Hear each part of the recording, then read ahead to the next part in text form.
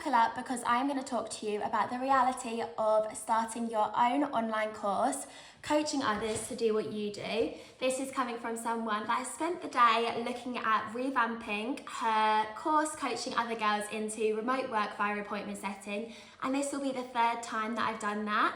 So I'm actually really excited to sit down and actually digest what I've thought. I've had such a productive day because I got a new journal earlier. Look how cute this is. If you've watched any of my other videos, you'll know how obsessed I am with collecting journals, but this is actually a plain journal, and then it says, pardon me, what the heck is going on?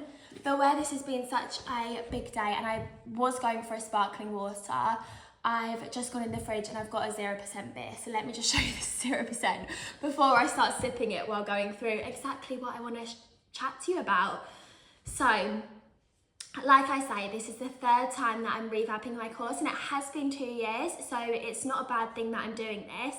But there's been a lot that I've learned and a lot of changes that I want to make, particularly this time where my confidence has grown. I've invested in a lot of coaching and mentorship myself as an online business owner, and I really want to implement everything that I've learned, because one question I want to completely just like wipe out and never hear again is, oh, what should I do now? Because I want that flow to be so concisive, to be so aligned with the outcome that each and every girl wants to drive. And what this really comes down to, and what I've learned from the coaches that I've worked with myself, is reverting to your why and what do you want to achieve from this. And obviously I'm using appointment setting as a vehicle to help girls get into remote work and actually have more freedom in their lives. But by diverting back to that question, why, they can actually have a personalised strategy for why, how, and when this is going to happen. So thinking, I'm going to onboard X amount of clients before X date so that I can leave my 9 to 5 by X amount of time. Anyway, I digress, but it's really just about wiping out that question for me, is why I want to revamp it. And also, let me chat to you about my mentor, Sol. So I've just come to the end of my mentorship, which has been very eye-opening. And I remember really clearly on one of the community calls, we were talking about what it would be like revamping our courses and what like, should we add modules, should we do this, will it matter if we added modules if someone was already part of the course? All these sorts of questions were getting thrown around one day, and he had been looking at how many people had completed each layer and each module of his course, and the reality is, when you pay for an online course, you get so sidetracked by implementing it that sometimes you don't even finish the units. And I have been guilty of this in every single course that I have like gone to take part in. And I think hopefully it's not just me. I know that I've got ADHD, so I am a bit prone to it. But even when you think back to doing a course with uni, with school, then at some point you do just end up like mindlessly clicking and trying to figure out what sticks out to you. So with my whole revamp, what I have been doing is making it a lot more concise with everything important, then a resource list where everyone can revisit it again. But I've also invested in creating my own AI from everything that I know, where girls can actually go in and practice. Because at the end of the day, with everything, it's a game of probability, which means if you avoid doing what you need to do, then nothing changes.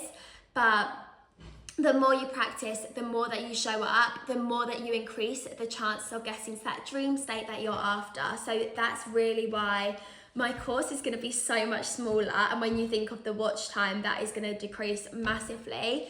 But the actual worksheets and exercises, that will increase to improve confidence and hopefully remove those questions like, what now? That's my plan anyway. Just a sip. I have got Pilates in a sec, so I don't know why I'm even thinking about drinking beer. And I've actually got a community call tonight, which I'm really excited about, because we're going to go through the whole revamp and actually get their thoughts on it. When you start off, you're thinking, okay, I'm going to start off by reaching people in my audience, in my network. So for me, I actually started off by coaching friends into appointment settings so that they could start it as a side hustle. Most memorably, my best friend Sky, I coached her so that she could actually offer appointment setting to clients during her maternity leave so that she could make that longer and increase the amount of time that she could have with the baby.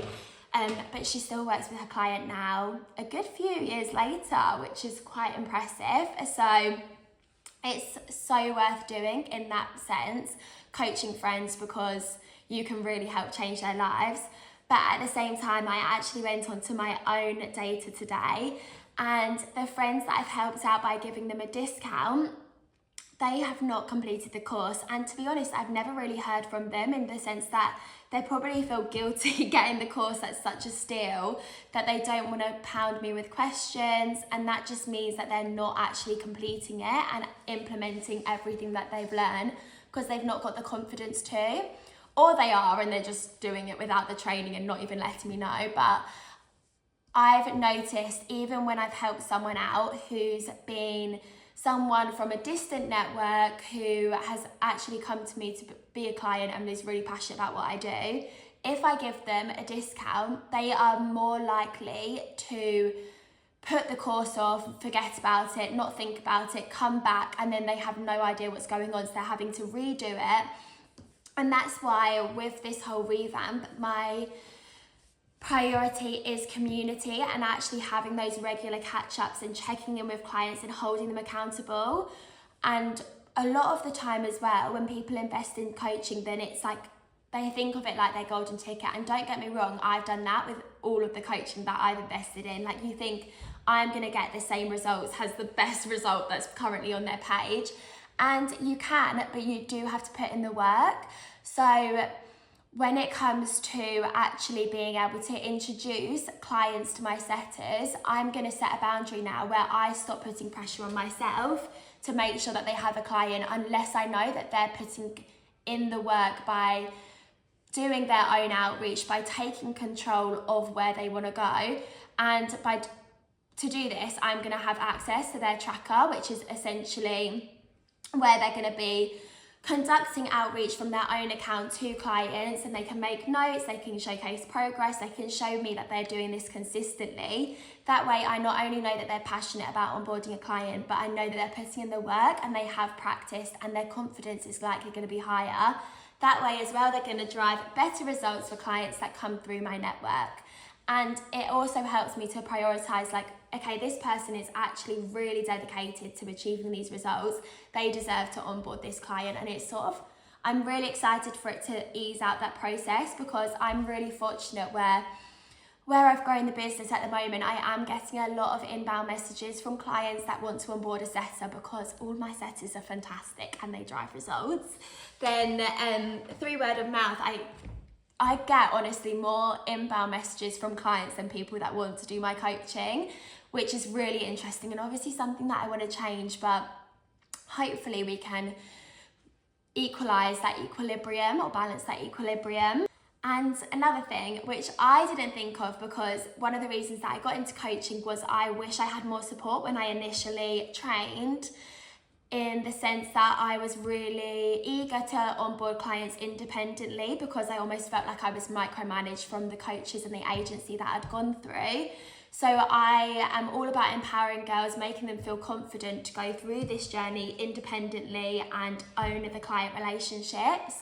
But that being said, I think being a nice person, constantly happy and not putting those boundaries in place has been to mine and the girls' own detriment. So by putting in these structures, like being able to see their client outreach tracker and actually being able to see the amount of time and energy that they're putting into practicing this skill and engaging with the community and asking me questions, it is going to help me become a better coach. But one thing I'm definitely working towards is boundaries, because being that happy person that everyone can lean on, of course people can lean on me, but I need to not put pressure on myself to do all the work for them. And I think that's sometimes the impression that I give off, because I am a nice person and I do like to support people and I do cling to a sob story. So if you're in a similar position to me where you're feeling behind your friends, you're feeling overwhelmed, you want to travel, I completely relate, so I do give my all, but I think there should be a balance between giving your all to people that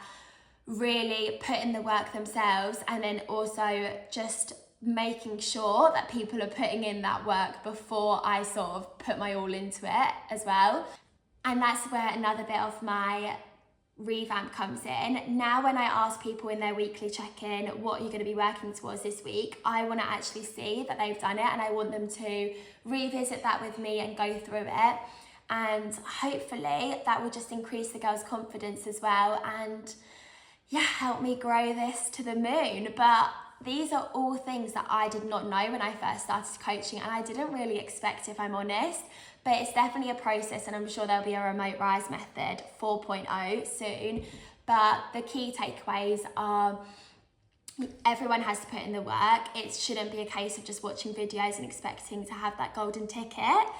It's about having that accountability, community, and mindset being the most important things, and actually being willing to invest in yourself, because I have seen it firsthand that the more that you invest, the more likely you are to be putting in that work and getting the results. And finally, if you're curious about the Remote Rise method and how you can turn going on your phone into a remote income stream, then definitely click on the link below and book in a call, or just reach out to me on Instagram. I'll be happy to answer any questions, and you can be one of the first people to take part in the Remote Rise method 2.0.